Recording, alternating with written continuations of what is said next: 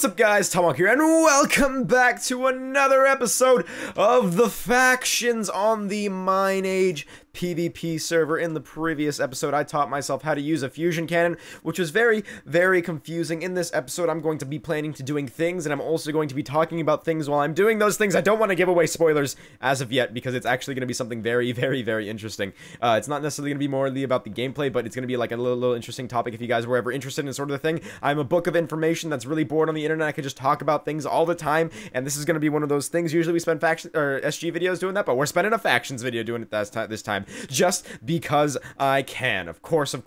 And as I usually say at the beginning of the thing, if you are going to be playing on the MineAge PVP server, the IP is going to be in the description. And also, if for some reason you want to spend an absurd money on a rank, make sure you use the coupon code Tomahawk. It saves you 15% off whatever you're going to buy. Obviously, that's completely optional. You don't have to feel obliged to buy a rank. It's only if you're going to be playing on the server a long time and you feel like, you know, you want to do it because you want to get the extra swag stuff from a kit or something like that. Obviously, you do that. Use the coupon code Tomahawk. You get you 15% off. It saves you a little bit of money, helps me out a little bit, and then MineAge, you know, they help me with my life and stuff. I don't know. They give me moral support for life decisions and stuff. I don't even know what I'm saying. Anyway, without further ado, let's go ahead and get on into this episode of the Factions. Okay, guys, so here we are just outside the base. I figured that I was going to be able to talk about my kind of what do you call it? The topic that I wanted to talk about in today's video is probably, you know, I said I wasn't going to do spoilers in the beginning of the video, but I probably just spoilered it away with the title, so that's going to be funny. So all we're going to do right now is you could probably just listen to my voice, and you could listen to me while you're multitasking, doing your Spanish homework or something like that, and just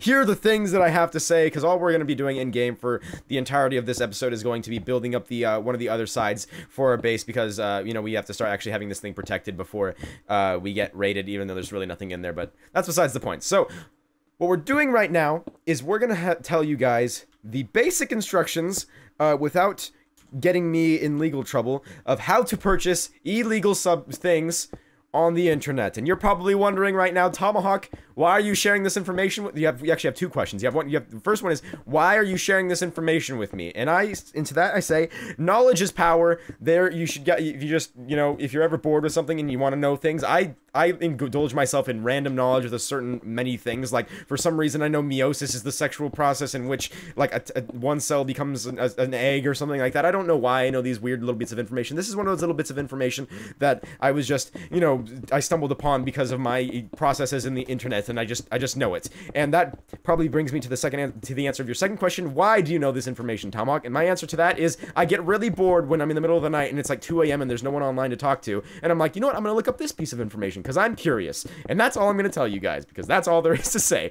Okay, so now that we've gotten the introductions out of the way, I'm going to basically be talking about how to access illegal portions and really sketchy areas of the internet. Now, we're going to go ahead and explain the internet is this iceberg. Picture the internet as all this stuff that's inside the internet. It's like this big spider web of everything that you have. So first, picture it as a spider web, I should say. So now that you pictured it as a spider web, stop picturing it as a spider web. Now picture it as an iceberg. Now the way an iceberg works is part of the iceberg floats and part of the iceberg is underneath the water. So imagine the thing called the surface web, which is the part of the internet that you are able to access with your ordinary internet browser in Google, as the portion of the iceberg that's above the water. And now, you know, imagine that as, like, imagine the iceberg as like 1,000-pound object. You know, 1,000-pound object. You know, we don't care about kilograms because I don't know the metric system, because I was born in the United States of America. So we're going off the United States. So imagine thinking that the internet as like this 1,000-pound. Now imagine 1 pound of it being the part of the, you know, the part of the iceberg that's above the surface that you can access with your Google web browser. 1 pound of it.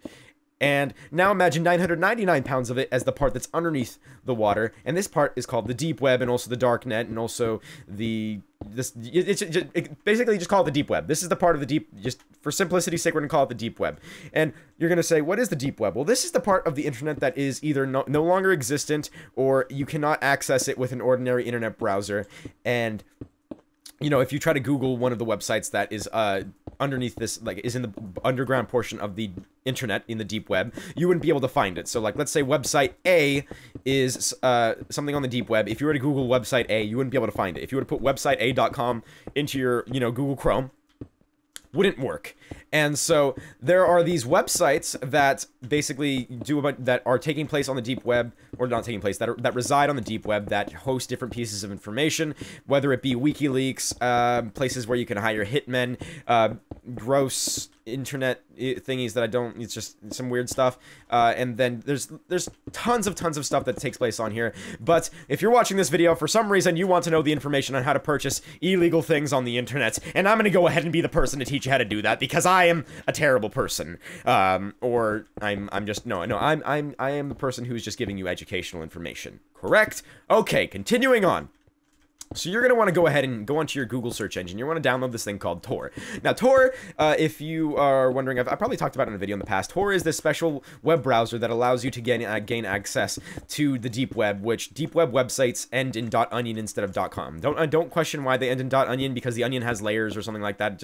Just don't question it. Websites end in .onion when you're on the when you're on the deep web. So you go on your Google web browser, and you download the Tor web browser, and you go ahead and install it. And it looks a lot like Firefox. Now, if you want to keep yourself 100% anonymized, you might want to tweak with the settings a little bit to make sure that you're not saving cookies or your cache or anything like that.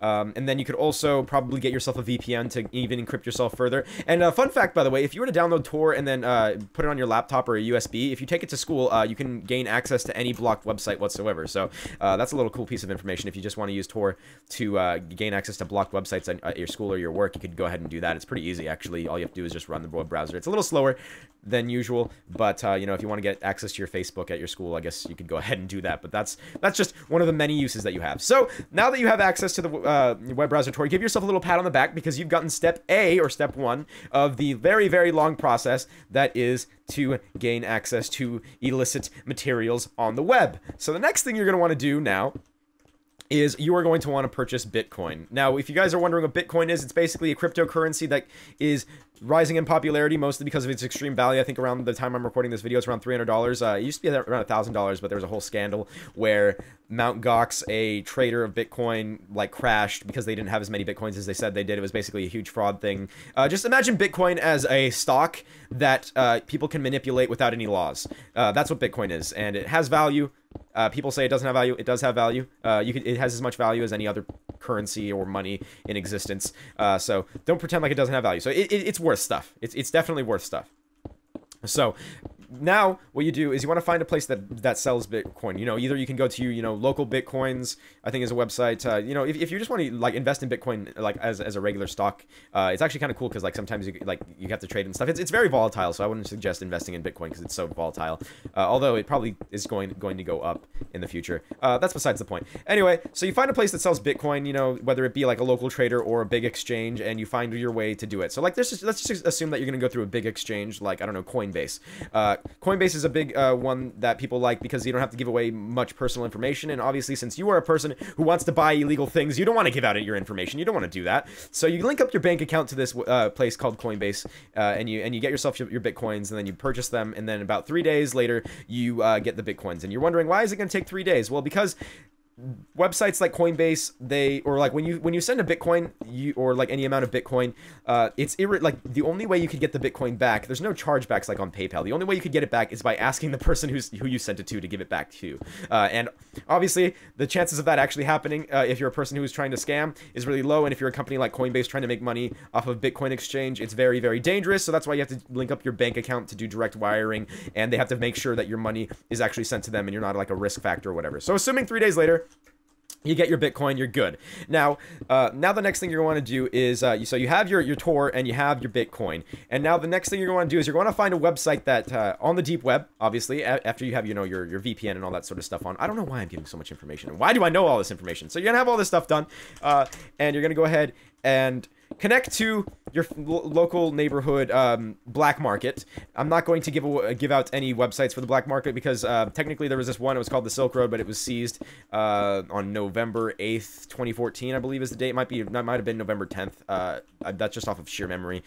This thing was the biggest place in the world to trade drugs and other weird stuff. But let's just assume you're going to go find your website that is the equivalent of this now. So I'm just going to call this website Dank Memes. So you go ahead and go to dankmemes.onion and you make your account. So you know, you make your account. Let's just say your account name is Spooderman. So you're Spooderman, and you want to, you know, go get some. Let's just say you want to buy 10 pounds of illegal My Little Pony toys. So you go ahead and find your listing for 10 pounds of illegal My Little Pony toys, and you find that the place is selling them for like, let's say, 2 Bitcoin, which is like $600 if you were wondering. So you go ahead and you're like, okay, so I have to do this, but I want to figure out how do I get the money off of Coinbase onto, you know, dankmemes.onion without someone tracing it back to me, because, you know, the Coinbase thing has my bank account information, and all they have to do if they want to figure out who I am and then come knock down my door and murder me is to figure out that all they have to do is trace it back one step. So there's this magical thing that people came up with. It's basically money laundering. It's pretty much money laundering. You go ahead and find your local Bitcoin mixing service, which basically, imagine Bitcoin, the way Bitcoin transactions work is every Bitcoin, if you guys didn't know, or every Bitcoin transaction is monitored. If you were to send Bitcoin to anyone, it's all processed and encrypted by one service. So you, or like people, but I'm not going to go into explanation. Just basically, there's a website that you could go to view any Bitcoin transaction. You can view the address of the Bitcoin sent and the address of the Bitcoin gained. So Bitcoins are in these things called pots. Let's just assume there's 3 pots that have a certain amount of Bitcoin, and you have all your Bitcoin in pot A, and then there's pot B, and there's pot C. So what the Bitcoin mixer does is it takes your money and then sends it to a billion different places at the exact same time and reroutes your money like a bunch of different ways to basically make it look like it's impossible to go ahead and get back to you. You mix that thing like 10 times because you're really paranoid and you want to make sure that your money gets away from you, and then you're good. And then you pay like a service fee for your Bitcoin mixer, because that you know, money laundering ain't free, y'all. Money laundering ain't free. So you do all that sort of stuff. You combine back, you know, it money launders your money, and then it goes ahead and sends your money back to you, which you then can send. Oops, I fell. Oh, darn it. Okay, /home build true. So you go ahead. Okay, I gotta fall to the bottom of the ocean for this to work. Gosh darn it. /home build. Okay, so you have the monies, and now you go ahead and transfer it over into your dankmemes.com account. It's all good. You got your dankmemes.com account is all good. You know, you want to buy your My Little Pony weird stuff, and sorry, it's just the stuff that I'm the code names I'm using right now is hilarious. So you do that, and you find the buyer, and you have the monies, and you give the guy the monies, and this is where it gets even more complicated. You thought it was complicated, now it gets even more complicated. You have to download this thing that is called, well, you have to download a program, or you could do a partition of Linux, like a Linux, you could do a Linux installation of, I forgot the name of the OS. Basically, you have to download something that allows you to do PGP encryption. If you're wondering what PGP encryption is, imagine a mailbox. Imagine a mailbox, and this mailbox has two sides. The mailbox has the side where you can put stuff in the mailbox, and it also has the side where you can take stuff out of the mailbox. Now, in order to put stuff in the mailbox, you have to have a key, but the key to put stuff in the mailbox is pretty much everyone has access to the key to open the mailbox. It's just sitting on top of the mailbox. It's only there. It's only there just for security's sake.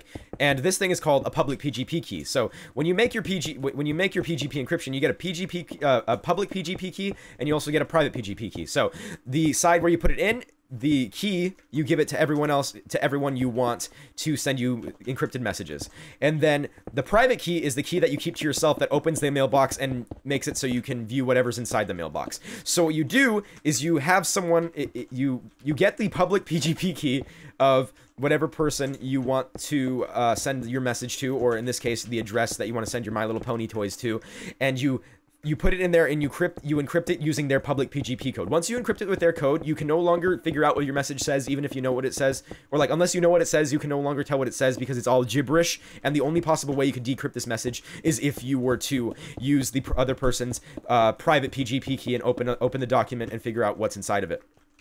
And the chances of you being able to decrypt it using a brute force attack or some other thing to basically just decrypt the message are very, very, very, very, very slim, because this is the level of encryption that the NSA uses. It's so friggin' like encrypted that like you could spend like 10 million years with a brute force attack on a computer and still not decrypt the message because of how It's just very, very, very, very strong. I'm gonna go ahead and say that. So what you do is you encrypt your address along with any other information that you want to go ahead and send to your My Little Pony toys merch person, and you send them to him. And then what he does is he sends it to wherever you wherever you sent, and you're good, because he uses his key to decrypt the message, and he figures it out, and then he sends it out, and then he tells you, and then he uses your mailbox to tell you, hey, I sent it out. And now this is where it's you still think it's not complicated. Well, it's still complicated because there's still more stuff, So the fantastic thing is your My Little Pony toys,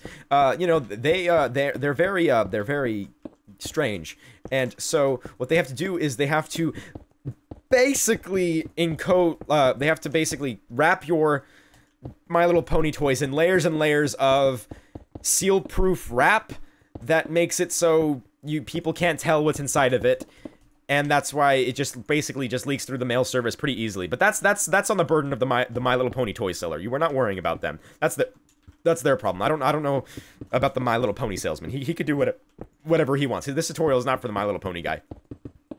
Anyway, so you are probably still not smart if you have your My Little Pony toys delivered directly to your house, because you don't want, you know, your mom finding out that you got My Little Pony toys, and you don't want the local police department figuring out, hey, these My Little Pony toys were delivered to me. So if you're buying a small amount of My Little Pony toys, then all you have to do is you can technically have them delivered to your house, but it's still kind of dangerous.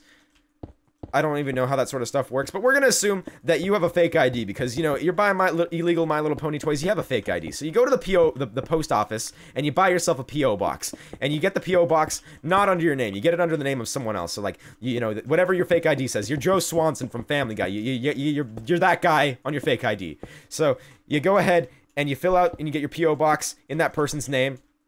And then whenever you need to go pick up your My Little Pony toys when they come in the mail, they even, you know, they won't know the My Little Pony toys are addressed to you, and they won't come take down your house. And then finally, you get your My Little Pony toys, and you enjoy your My Little Pony toys like the weird brony you are. And that is the process of how to buy your illegal My Little Pony toys on the internet. That is information that I know, because it's literally just out there a Google search away, and I don't understand why it's out there. Well, actually, no, because it's information. So now that I have passed this information on to you, whoever you are watching this video, I say that this is purely for educational purposes only. Never have I ever bought illegal My Little Pony toys or anything else, and I don't suggest you do it either. I just found this to be cool little bit of information to realize how much struggle these people go into. And to be honest, if you hear all the stuff that I just say, that just sounds like a whole lot of effort for My Little Pony toys, alright? So, obviously, I never would suggest anyone to do anything illegal. This is just something, this is information that I think should be in the public domain. And, that's pretty much it. I'm trying to think of anything else that I know, but I think there's so much more information. I could do entire videos about the deep web. I could do entire videos about Bitcoin. I could do entire videos about illegal My Little Pony toys. But that is not the time for this. This is just an instructional, educational, don't do this video that I thought would be cool if you guys knew this information. If you are a police person, please do not come attack me at my house. I'm a teenage boy who just knows information because I get bored in the middle of the night. And that is that. How many layers of this thing did we get done before this whole entire rant was over? Let's see what we got here. So we got 1, 2, 3, 4, 5, 6. 6 plus 5. We got a total of 11 done. Kind of 11. This isn't actually entirely filled in. That is information I am giving to you guys. Use it how you will. Don't do bad things. Rant over. Alrighty then, guys, I hope you enjoyed this episode of the Minecraft Factions. I enjoyed making it. Really, I was just ranting the entire time, but I hope you learned something, and I hope you don't do anything stupid. Anyway, guys, if you enjoyed, leave me some feedback in the comments. Maybe like the video. I don't even know why I said like the video. I don't do that too often in my videos. Anyway, once again, if you are going to buy an absurdly priced rank on the server, or maybe a cheaper one, just make sure you use coupon code TOMAHAWK, saves you 15%. Why would you spend more money when you can save money? Or technically just keep money in your pocket. You're not really... Yeah, anyway... I'd like to thank you guys for watching this video. I don't know what else to say, really. I just talked about weird stuff for 17 minutes straight-ish. Oh my goodness, that's amazing. I don't even know, guys. In the next episode, we'll probably have the bass done or something. I don't even know. Hope you guys enjoyed, and I hope you guys have a nice day, please. I try.